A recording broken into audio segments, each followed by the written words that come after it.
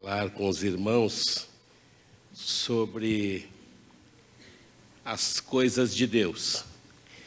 E para mim é uma alegria muito grande estar aqui, juntamente com o pastor Ismael, o pastor Elaine, a Mariana. E trago o rapaz do Senhor do pastor Rodrigo Montenegro e da pastora Vanessa Montenegro. Estou congregando ali na cidade de Sumaré e quero louvar a Deus pela vida do pastor Ismael, meu amigo, e é uma bênção muito grande nós estarmos aqui nesta noite.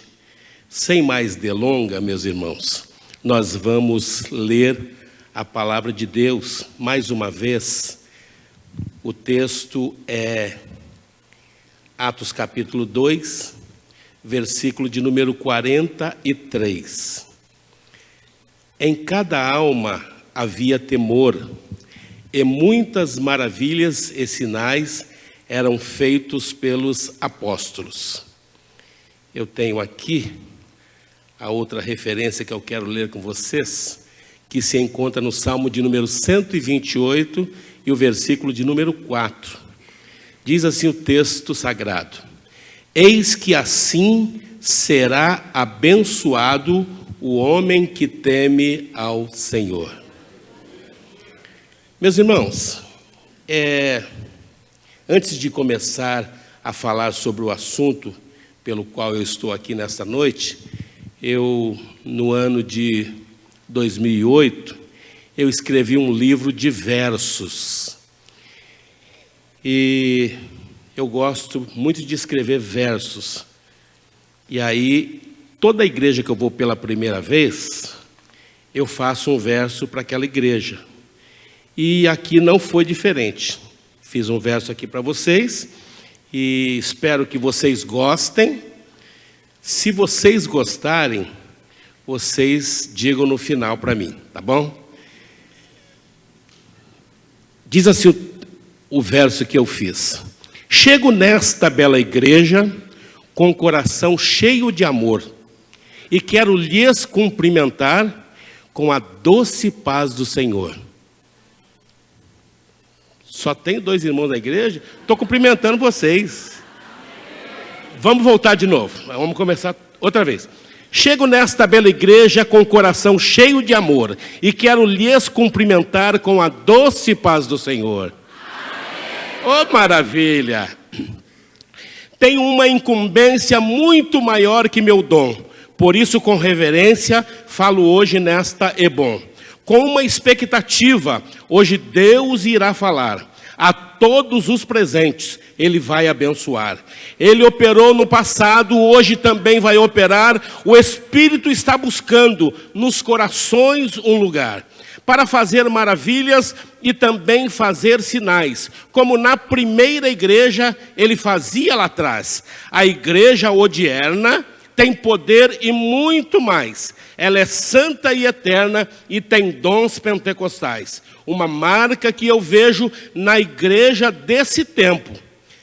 Deve ser nosso desejo clamar pelo avivamento, orar pela alma perdida e pelo desviado, aquele que foi ferido, andar ao nosso lado. Pedir a Deus os dons, inclusive discernimento, tirar de nós a cegueira e nos dar entendimento. Quem não tem sabedoria, receber conhecimento. Ao caído levantar, ao cansado lenitivo, a igreja pregando a mensagem do Deus vivo. O Espírito te convoca para viver a unidade e fazer um pouco mais em nome da verdade. Ebom pode significar uma mensagem final. Estamos buscando onde morar na mansão celestial. Estaremos para sempre ao lado do Senhor. Viveremos com Jesus na cidade do amor. Jesus vai nos servir, de ouro é a bandeja, no casamento do noivo, juntamente com a igreja. Eu anseio ver esse dia, logo ele vai chegar, vivo cheio de alegria para um dia o alcançar. Vinde benditos de meu Pai. A mensagem é de Jesus. Eu conquistei a vitória, padeci naquela cruz. Foi dado como morto, a morte não o venceu. Daquela tumba fria, finalmente reviveu. Hoje a destra do Pai intercede por você. Se Ele está vivo, você não pode morrer. Somos todos abençoados, não há choro ou dores. Vivemos santificados, somos mais que vencedores. Jesus Cristo vai voltar para buscar a igreja. Ele vai me arrebatar onde quer que eu esteja. Se não voltar a São Carlos, nos veremos lá no céu, juntamente com os pastores Elaine e Ismael. E também o bispo primaz, nosso irmão Manuel. Lá veremos o seu filho, o bispo Samuel, ao lado da bispa Keila e seu filho Manuel. Estaremos para sempre com o Deus Emanuel. Para quem não me conhece, o meu nome é Eliel.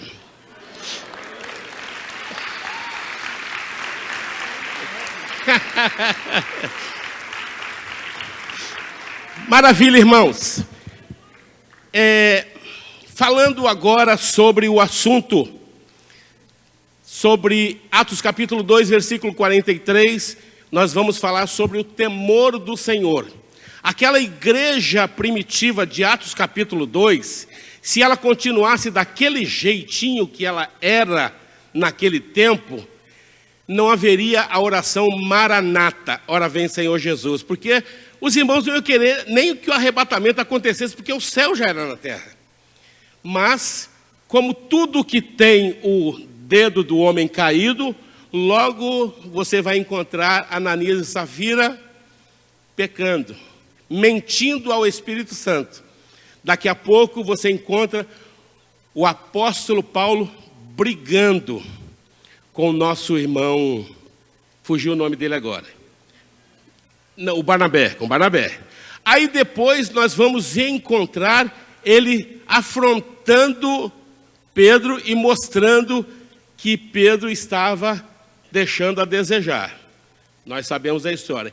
E por que não falar das 7 igrejas da Ásia, com apenas 2 que não teve nenhum tipo de reclamação da parte do Senhor?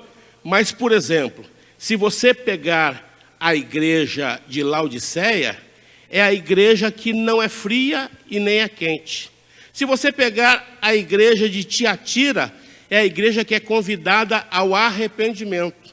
Se você pegar a igreja de Pérgamo, era o trono de Satanás. Se você pegar, por exemplo, a igreja de Éfeso, a Bíblia vai dizer que ela deixou o primeiro amor. Então veja que a igreja está precisando de um reavivamento. E aí nós vemos na palavra de Deus essa recomendação, que é uma recomendação muito presente de Gênesis a Apocalipse, sobre o temor ao Senhor. O temor ao Senhor é algo que vai saltar as páginas da Bíblia, mostrando para nós que nós precisamos viver em temor, porque não vivendo em temor, com certeza nós vamos nos desviar ou para a direita ou para a esquerda. A apostila que me foi passada pelo pastor Ismael, ela vai dizer que a igreja cheia do Espírito Santo, ela tem algumas características. A primeira característica é que ela vive em temor. Então, o texto de Atos capítulo 9, versículo 31, vai dizer assim: assim, pois, as igrejas em toda a Judéia e Galiléia e Samaria tinham paz e eram edificadas, e se multiplicavam, andando no temor do Senhor e na consolação do Espírito Santo. Aí você tem algumas características do temor do Senhor. A primeira característica é que ele traz sabedoria. Estou dando uma pincelada para vocês o que está na apostila. O temor do Senhor é o princípio da ciência. O temor do Senhor também, ele vai gerar vida. O texto vai dizer no capítulo 10, versículo 27 de Provérbios, que o temor do Senhor aumenta os dias. Vai dizer também que o temor do Senhor traz santidade. E pelo temor do Senhor, os homens se desviam do mal. Aí nós temos a segunda parte, onde vai dizer, experimentando o sobrenatural de Deus. No sobrenatural de Deus, ele tem pelo menos 2 propósitos ou 2 objetivos. O primeiro objetivo é salvar familiares e cidades. E o segundo, glorificar a Deus.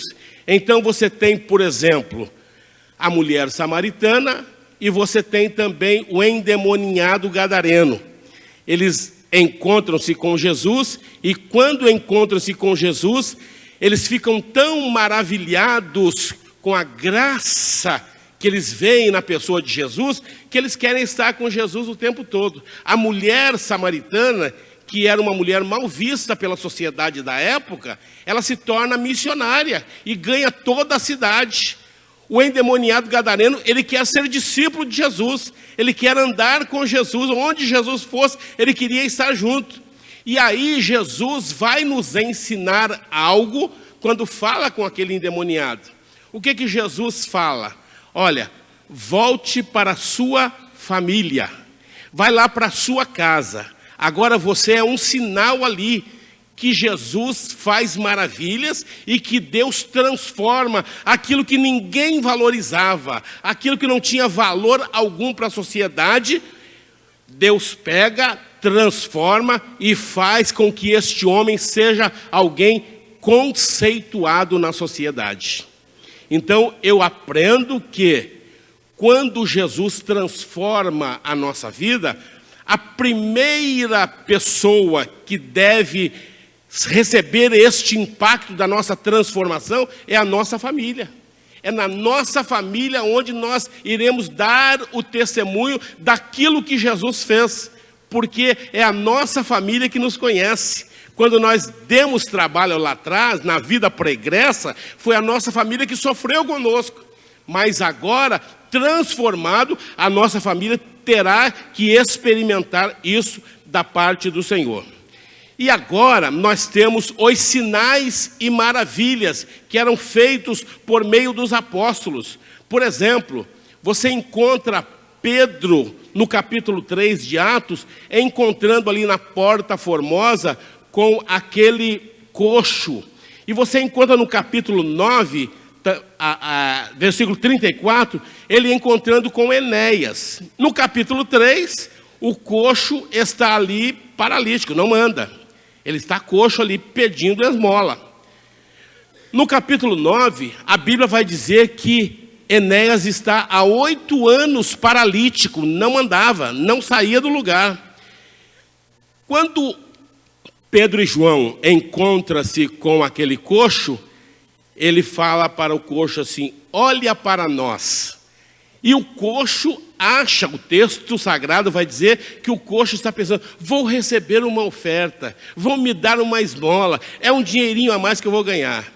E aí Pedro e João, no caso foi Pedro quem falou, não temos prata nem ouro, mas o que temos, isto te damos, em nome de Jesus Cristo, levanta e anda. E é interessante observar que aquele coxo, a Bíblia diz que os seus artelhos se firmaram e ele entrou no templo saltando, pulando, glorificando a Deus, porque quando Deus resolve fazer algo glorioso na nossa vida, é instantâneo. A Bíblia diz que o nome de Deus é já. E quando ele fala, vou fazer, é já. Às vezes pode demorar um pouquinho, mas quando ele resolve fazer na hora, é no momento, a coisa vai acontecer.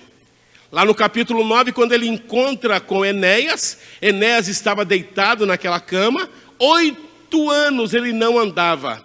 E Pedro olha para Enéas e fala assim, Enéas, Jesus Cristo te dá saúde, levanta. E Enéas automaticamente já levantou.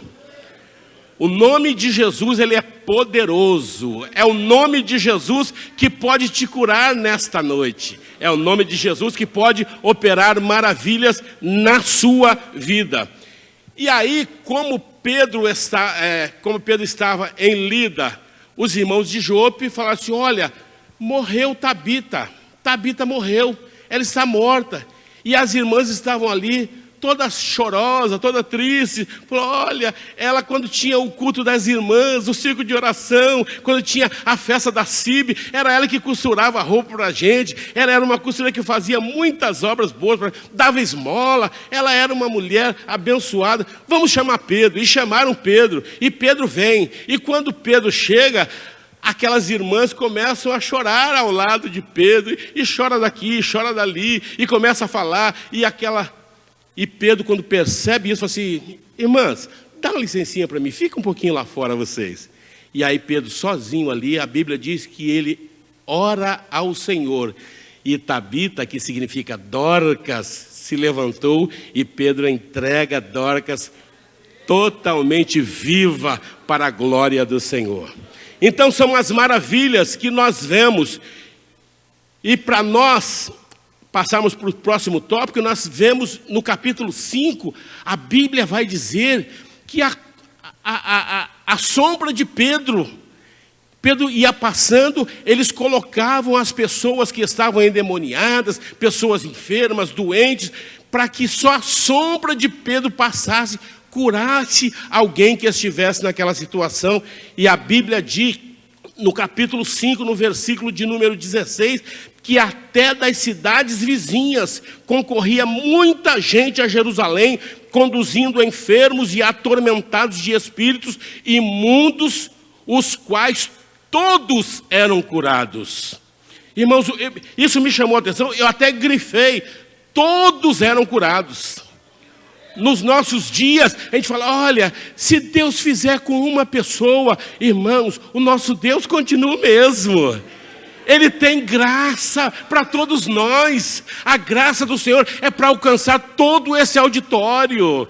Se você tem uma necessidade, hoje Jesus está aqui para alcançar a sua vida, para operar maravilhas, para fazer algo que você também vai glorificá-lo e dizer: só o Senhor é Deus. Aí você pega os sinais e maravilhas acontecendo na história. Aí você pega na rua Azusa. Esse avivamento que acontece na rua Azusa, Deus levanta um homem, William Seymour. Este homem era um homem que não tinha condição nenhuma para a época. Nós estamos falando de uma época onde havia muito racismo, muito preconceito. E esse homem, além de tudo isso, ainda era cego de um olho. E foi este homem improvável, que se eu ou você olharmos para ele, não pode ser aquele ali. O William, não, aquele ali, não. Imagina, nessa sociedade que nós estamos vivendo, vamos pegar uma outra pessoa. Pois foi ele quem Deus pegou para fazer um grande avivamento naquele tempo. Aí quando eu olho para a história e vejo o que Deus fez na vida de William Seymour, eu vejo o que Deus pode fazer na minha vida também. Deus pode fazer na sua vida. Talvez você esteja aí pensando: eu sou muito pequenininho, eu não sou ninguém, eu não sou filho de pastor como é o nosso irmão aí. Não, meu irmão, não tem nada disso não. Deus não tem filhos prediletos não. Deus quer saber como anda o seu coração. Se o seu coração estiver na presença do Senhor, se você se humilhar, se você obedecer os preceitos do Senhor, Deus está pronto para te abençoar. E por fim, a apostila termina perguntando assim: qual a disponibilidade para Deus operar hoje?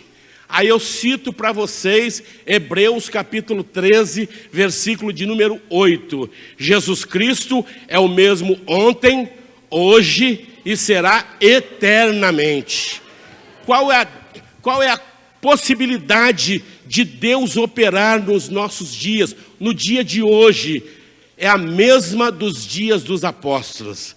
Jesus continua o mesmo. A Bíblia diz que Ele é imutável. Ele não pode mudar. Ele não pode ter qualquer sombra de variação. E é interessante este texto que você olha para o texto e fala: Jesus Cristo é o mesmo ontem. Se Jesus Cristo é o mesmo ontem, no meu ontem tem uma situação lá que ficou mal resolvida. Aconteceu uma situação lá no meu passado, está lá no meu ontem, mas isso está mal resolvido.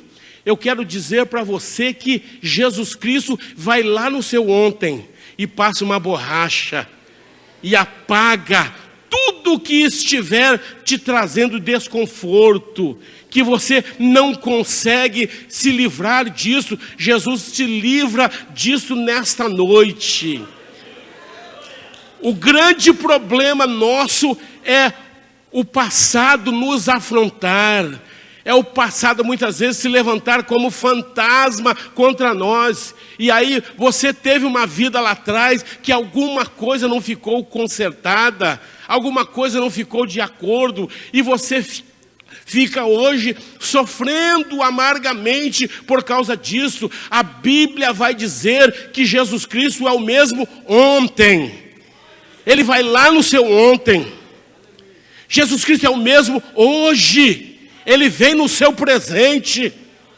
E Ele coloca as coisas no devido lugar. E você pode pegar nas mãos de Jesus, ou deixar que Ele pegue na sua, porque Ele será um Deus fiel por toda a eternidade. Ele não vai mudar. Ele continua o mesmo. Ele é Senhor absoluto. Agora, irmãos, saindo um pouquinho da apostila, eu quero falar para vocês os padrões de uma igreja bíblica nos moldes da igreja primitiva. Estamos vivendo dias difíceis, onde tem acontecido coisas que nós olhamos. Estava conversando com o pastor Ismael na casa dele agora à tarde, nós que somos da velha guarda. A gente vê coisas que eu achei que não fosse nunca viver para ver o que está acontecendo hoje. A falta de temor é algo muito grande. E a gente fica olhando e fala assim: Jesus, aonde foi que esse povo aprendeu essas coisas? Então, por exemplo, a Bíblia vai dizer, lá em 1 Coríntios capítulo 12, que a igreja é um agrupamento de pessoas. A igreja, ela não é uma carreira solo. Você não pode ter uma carreira solo e falar: eu sou a igreja. Você sozinho não é igreja. Você é templo do Espírito Santo, mas igreja você não é. Igreja é um agrupamento de pessoas. Nós vemos, por exemplo, a biologia dizendo que nós somos cabeça, tronco e membro.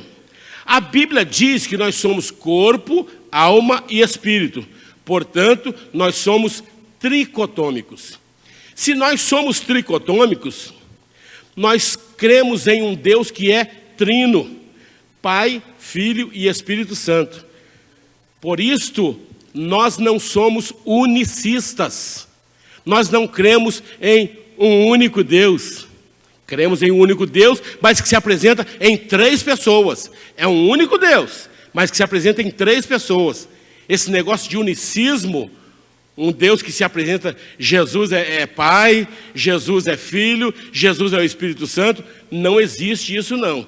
Então, quando eu estava no seminário, o professor, falando sobre esta matéria, ele lançou uma frase que eu não esqueci nunca mais. Ele disse assim, tente entender a Trindade e você vai ficar louco. Você vai perder o controle, porque não dá para entender como é que é a Trindade. Um Deus só, que se apresenta em 3 pessoas, não tem como entender. Tem coisas que Deus revelou para nós. Outras, Deuteronômio 29, 29. Tem coisas que são encobertas, nós não vamos entender nunca. Só na eternidade. E aí a segunda parte ele diz: tente não crer e você perde a sua salvação. Existem 2 pecados que não têm perdão. Um é blasfêmia contra o Espírito Santo. O segundo é pecado não confessado. Se você tiver um pecado e você não confessar, não tem como Deus te perdoar. Então é necessário que haja a sua confissão. A igreja também é um testemunho vivo de Jesus Cristo. Como testemunho vivo de Jesus Cristo, nós somos suas testemunhas. Temos que testemunhar daquilo que Deus tem feito nas nossas vidas, por onde nós passarmos. Alguém disse, citando Marcos capítulo 16, versículo 15, ide por todo o mundo e pregai o evangelho a toda criatura, e se possível, com palavras. Porque você vai pregar a Jesus com a sua vida. A sua vida vai dizer quem você é. Lembra da história de Eliseu? Ali vai passando um santo homem de Deus. Não tinha nem falado com Eliseu, mas só o portar de Eliseu mostrava que ele era alguém servo de Deus. Uma outra coisa que é característica dos nossos dias, e nós vemos um povo muito sem temor, falando contra e até blasfemando, é o batismo com o Espírito Santo. E esse batismo com o Espírito Santo será concedido a todos que ardentemente desejarem. Nós não somos cessacionistas. O que é isso, pastor Eliel? Cessacionista é aquele povo que acredita que o batismo com o Espírito Santo e os dons espirituais cessaram lá na igreja primitiva. Nós não somos esse tipo de pessoa. Nós somos crentes assembleanos e, como crentes assembleanos, nós cremos na contemporaneidade dos dons do Espírito Santo mencionados em 1 Coríntios capítulo 12, dos versículos 8 ao 10. Quando você lê lá, palavra de conhecimento, palavra de sabedoria, discernimento dos espíritos, dom da fé, dom de maravilhas, dons de curar, dom de línguas, dom de interpretar as línguas e dom de profecia, esses 9 dons, eles estão à nossa disposição hoje. A gente ouve esses cessacionistas, esse povo que não acredita no sobrenatural da palavra de Deus, e aí a gente fala assim, será que é? Não, não é. Nos nossos dias, o Espírito Santo continua operando e dando os dons espirituais para a igreja, e Jesus continua batizando com o Espírito Santo. A porta de entrada para nós recebermos o batismo com o Espírito Santo tem a evidência no falar em línguas não estudadas. Estava na casa do pastor Ismael e a nossa irmã Mariana fala inglês. O Benhur fala inglês também. O Mateus também fala inglês. Ali não é língua estranha. A língua estranha é aquela que você não estudou. Então, hoje, nos nossos dias, Jesus ainda batiza com o Espírito Santo. E uma igreja bíblica, ela vê com normalidade o batismo com o Espírito Santo. À medida que Jesus é evidenciado nas pregações, nas mensagens que são pregadas, o Espírito Santo vai operando no meio da igreja. Porque quem glorifica Jesus é o Espírito Santo, mas quem batiza é Jesus. Então, quando eu falo de Jesus, o Espírito Santo começa a operar, e ele começa a dar dons, começa a batizar com o Espírito Santo, e começa a fazer maravilhas no meio da igreja. Agora, o texto que eu me baseio para dizer que eu creio nos dons espirituais, no batismo com o Espírito Santo nos nossos dias, está em Atos capítulo 2, versículo 39, onde diz assim: porque a promessa vos diz respeito a vós, a vossos filhos e a todos os que estão longe, e tantos quantos Deus nosso Senhor chamar. É por isso que nós não somos cessacionistas, porque nós fomos chamados muito tempo depois, e nós estamos aqui porque nós cremos no batismo com o Espírito Santo e na ação do Espírito Santo na igreja. O texto de 1 Tessalonicenses capítulo 5, versículo 19 diz assim: não extingais o Espírito. Muitos crentes têm tolhido o Espírito Santo, têm impedido a ação do Espírito Santo, mas o texto sagrado vai nos advertir sobre isso. Muitos de nós nos sentimos doutores em divindade e achamos que sabemos tudo sobre o Espírito Santo. É só o Espírito Santo fazer alguma coisa diferente que nós não conhecemos, nunca vimos fazer, e nós já queremos taxar como não sendo do Espírito Santo. E nós oramos dizendo: Senhor, faça algo novo. E quando Jesus vai fazer algo novo através do Espírito Santo, a gente quer dizer que não é do Espírito Santo. Então, é uma observação para nós, porque Ananias e Safira, eles achavam que estavam mentindo para os apóstolos, mas eles estavam mentindo para o Espírito Santo. Então nós precisamos ter muito temor nesse sentido, porque é um terreno muito delicado para nós entrarmos. Algumas coisas que não concebem o cristão fazer. Pelo menos duas coisas eu acho que nenhum crente pode fazer. É falar: eu odeio. Não podemos falar isso de maneira nenhuma, e nem podemos mentir. Por que isso? A Bíblia vai dizer que o pai da mentira é o diabo, e nós não temos nada com a mentira. Então, não vamos entrar por esse campo. E odiar, Jesus falou que nós seríamos conhecidos pelo amor.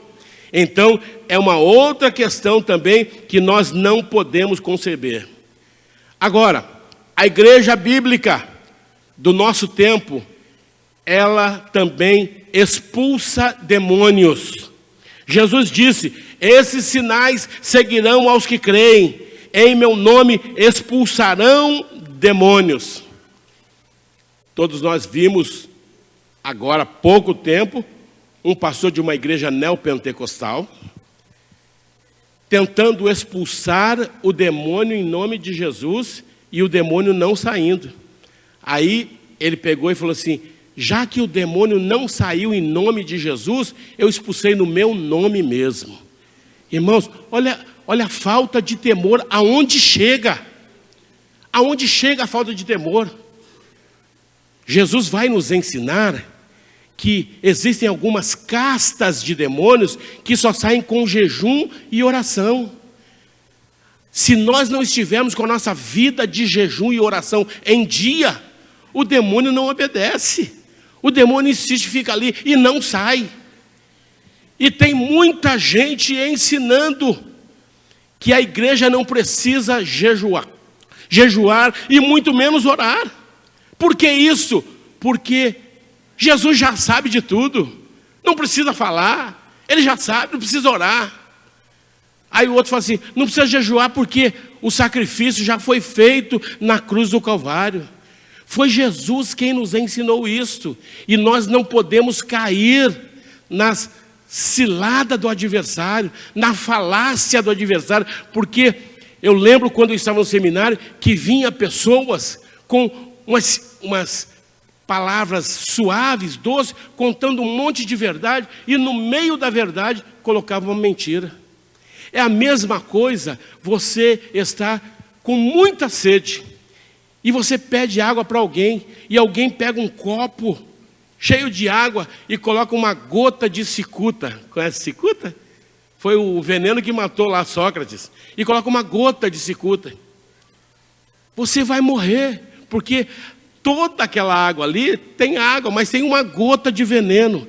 E assim, muitas vezes, nós somos afrontados por pessoas que querem roubar a nossa fé e nos tirar do compromisso maior de servir ao Senhor. Agora, a igreja manterá a humildade, a reverência e o santo temor, porque o seu Deus é santo. Aí a pergunta é: Por que reverência e santo temor? É simples, meu irmão. Porque é possível você ter reverência e não ser santo. E para você lidar com esse ambiente aqui, precisa ser santo, precisa ser santificado, precisa ser lavado pelo sangue de Jesus, para que você esteja em comunhão com a igreja. Uma questão muito interessante é a questão da ceia. E aí você fala, vamos participar da Santa Ceia. Aí esses crentes sem temor pegam assim, da onde que você tirou Santa Ceia? Procura na Bíblia de Gênesis e Apocalipse, onde cita a expressão Santa Ceia. Você não vai encontrar Santa Ceia. E por que é que nós falamos Santa Ceia? Nós falamos Santa Ceia porque este tempo é um tempo que só participa quem é santo. Se você não é santo, você não pode participar. Você tem que ser santo para participar da ceia do Senhor. Então, é muito interessante esta questão. A igreja precisa ter estas práticas. Agora, irmãos, vivemos dias em que o conceito materialista ele está muito em voga. Quando vai falar para uma pessoa, vamos dar um passeio, a primeira coisa que vem na mente é shopping, não é verdade? Fala para Olívia Tereza ali, vamos passear, primeira coisa que vem é shopping. Porque o materialismo é algo que domina este tempo. E a Bíblia vai nos mostrar que quando nós estamos mal, as pessoas vão às compras para se sentirem bem. É assim que funciona. E aí, os psicólogos, está aqui a pastora Elaine, que é uma psicóloga, eles ensinam sobre o ego, o id e o superego. O id é aquela parte do nosso corpo do instinto. É aonde está a libido, o prazer, está ali no id. O ego é aquela parte que é formada na primeira infância. Agora, o superego é aquilo que vai dar é como se fosse o conselheiro dentro de nós, que vai nos orientar. Olha, não vai por esse caminho, não vai por aquele caminho. E o crente, ele tem o Espírito Santo como seu conselheiro, que vai orientar. E a função do Espírito Santo é nos trazer para o equilíbrio. Algum filósofo aí já disse que o melhor caminho é o caminho do meio. Não podemos partir para a direita ou para a esquerda. Temos que estar no centro. Temos que estar equilibrados. E este equilíbrio só vem com a ação do Espírito Santo na nossa vida. E também a Bíblia vai dizer que haverá sofrimento e muita aflição para nós neste tempo por causa dos costumes do mundo. Mas aí, irmãos, nós que somos o povo que vai ser arrebatado antes de passarmos pela grande tribulação, a Bíblia vai dizer para nós assim, ó, a nossa leve e momentânea tribulação produz para nós um peso eterno de glória muito excelente. É essa glória que está nos esperando, que faz com que a gente sofra, com que a gente pague o preço, com que a gente viva de joelhos, caminhando, acordando às madrugadas, colocando o joelho no chão, intercedendo, fazendo jejum, buscando ao Senhor, sabendo que o que nós estamos passando aqui é leve, é momentâneo. Daqui a pouco o anticristo vai chegar, como o pastor Ismael já falou aqui. E quando ele chegar, a Bíblia diz que o negócio vai ser feio. Então, irmãos, temamos ao Senhor e vamos permanecer nos caminhos do Senhor, buscando ao Senhor, pagando o preço necessário para que nós possamos continuar nos caminhos do Senhor, para um dia nós estarmos com o Senhor na eternidade. E por fim, a igreja trabalhará ativamente para enviar missionários a outros países. Então nós temos, o pastor Ismael falou hoje comigo sobre missões transculturais e missões urbanas. Nós pensamos muito em missões transculturais. E muitos de nós aqui não iremos fazer missões transculturais. Os irmãos da Jocum aqui estão se preparando, muitos deles vão fazer missões transculturais. Mas muitos de nós aqui não iremos atravessar a rua para fazer missões. Mas Deus nos chamou para fazermos missões onde nós estamos. Missões urbanas é onde você está. Dentro da sua casa tem um campo missionário ali. A Bíblia vai nos ensinar que o campo é o mundo. Aonde você está, ali é um campo missionário. Eu trabalho com carro de aplicativo e as pessoas que entram no meu carro, eu arrumo uma oportunidade para falar de Jesus para ele. Irmãos, 99%, não estou exagerando. Falei com a minha esposa hoje, peguei uma senhora lá em Paulínia, 99% deles conhecem o Evangelho. Já ouviram falar do Evangelho, e a maioria desviada dos caminhos do Senhor. E nós temos essa oportunidade esta que outra pessoa não terá. Talvez vai ser a única oportunidade que essa pessoa terá, e passou por você, e você tem que estar falando daquilo que Jesus fez na sua vida, daquilo que Jesus é capaz de fazer, daquilo que Jesus é capaz de realizar. Eu concluo dizendo para vocês o texto de Eclesiastes 12, 13 e 14.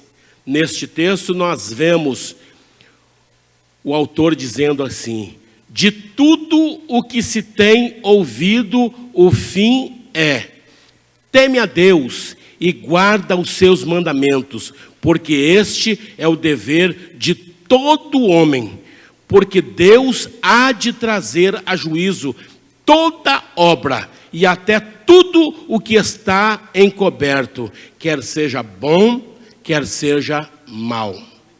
Irmãos, um texto desse é para gerar temor em nós. Nós estamos falando de um Deus que a Bíblia diz que os olhos do Senhor estão sobre a terra, e Ele está olhando os bons e os maus. E nós um dia vamos estar diante desse Deus santo, diante deste Deus poderoso, diante desse Deus que nada passa desapercebido. Só isso já seria motivo para nós temermos ao Senhor e permanecermos firmados nos seus caminhos. Mas tem um outro texto que eu quero deixar para vocês aqui, que está lá em Malaquias capítulo 3. Não é o texto do dízimo, é o versículo 16 e o 18, onde diz assim: então, aqueles que temem ao Senhor, falam cada um com o seu companheiro, e o Senhor atenta e ouve, e há um memorial diante dele para os que temem ao Senhor, e para os que se lembram do seu nome. E eles serão meus, diz o Senhor dos Exércitos, naquele dia que farei. Serão para mim particular tesouro. Poupá-los-ei, como um homem poupa a seu filho que o serve. Então vereis outra vez a diferença entre o justo e o ímpio, entre o que serve a Deus e o que não serve. Irmãos, é para temermos a este Deus. Asaf, ele foi olhar para o ímpio, e quando ele olha para o ímpio, a Bíblia diz assim que, Asaf falando, os meus pés quase desviaram, quase que eu caio, quase que eu... Asaf entra em desespero, fala, mas Senhor, aí tem um outro texto dizendo que tudo na vida do ímpio prospera, o ímpio vai bem em tudo. Aí Asaf, em algum momento, falou assim: aí eu caí em si e fui ver o fim deles. Irmãos, não é agora que nós vamos ver a diferença do que serve e do que não serve, não. É naquele grande dia. Jesus vai dizer assim: vinde benditos de meu Pai, possuir por herança o que está reservado.